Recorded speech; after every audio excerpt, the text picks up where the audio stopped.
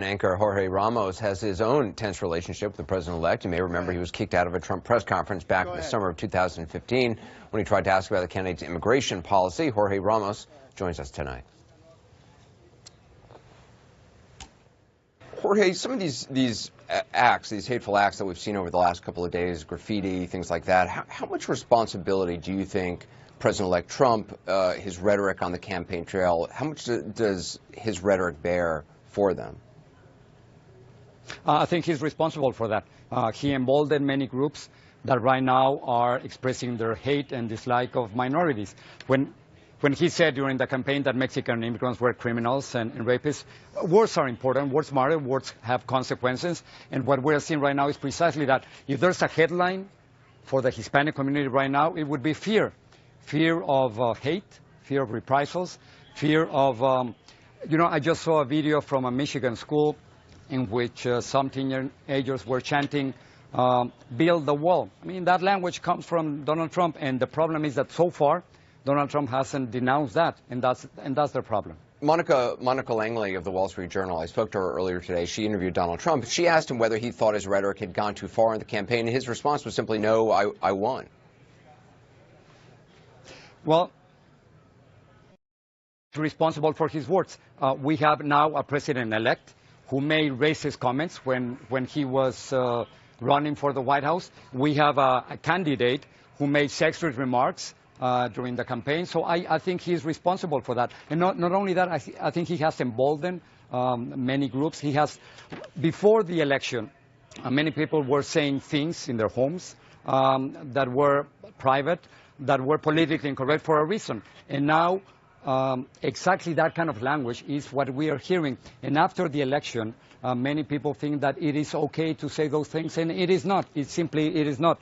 Now we have a president-elect who's going through the process of being normalized by the press and by the political establishment. But we still have to remember who he is and what he said in the past. In the Wall Street Journal interview, he also talked about the protests that we've seen over the last few days. He said, quote, I want a country that loves each other.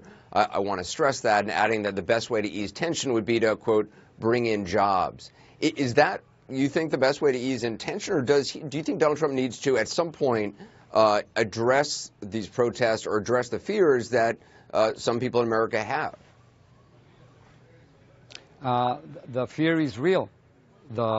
Again, when he said that, for instance, with Latinos and immigrants, when he said that he wants to deport 11 million in 2 years, that's about 15,000 every single day. That's a real fear. When he says that he wants to repeal executive action, and that's going to affect 700,000 dreamers, that's real fear. So I think, yes, he has to address the fact that something is wrong, that there are millions of Americans who didn't vote for him, and that this expression is being shown all around the country. I remember reading some of your tweets Election Day. You were saying it was the day Latinos would remember who was with them, who had insulted them. Yeah. You were looking how Latinos are voting in Florida, North Carolina, and Nevada, saying they can decide the election. And in part, they did decide the election. They decided the election for Donald Trump. I mean, he got a higher turnout among Latinos than I think certainly many people had anticipated.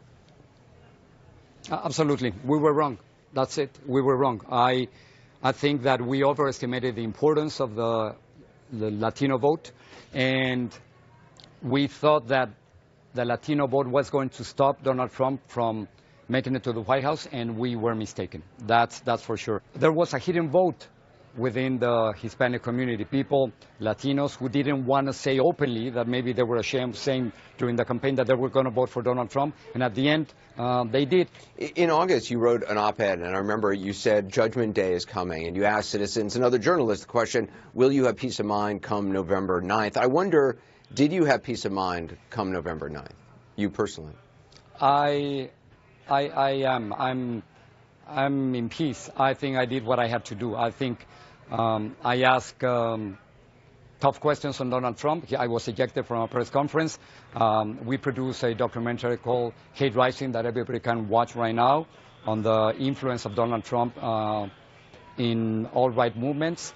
I think as a journalist, I did what I could. And again, when you see racism, discrimination, corruption, I think as a journalist you have to take a stand, and I took a stand. I don't regret that. As a matter of fact, I think we need tougher questions. I think one of the mistakes that we made as journalists is not only that we didn't see the resentment growing in many corners of the United States, and the fact that we relied on polls and the polls were wrong, but also that we didn't ask tougher questions sooner. I think many journalists reacted too late to Donald Trump, but I'm in peace. I think I did what I had to do, and I'm going to continue doing that. I'll position myself on the other side of Donald Trump. There's a beautiful word in Spanish that it's contrapoder, which is to be on the other side of power. I think that's where we have to be as journalists. That's where I'm going to be in the next 4 years. Jorge.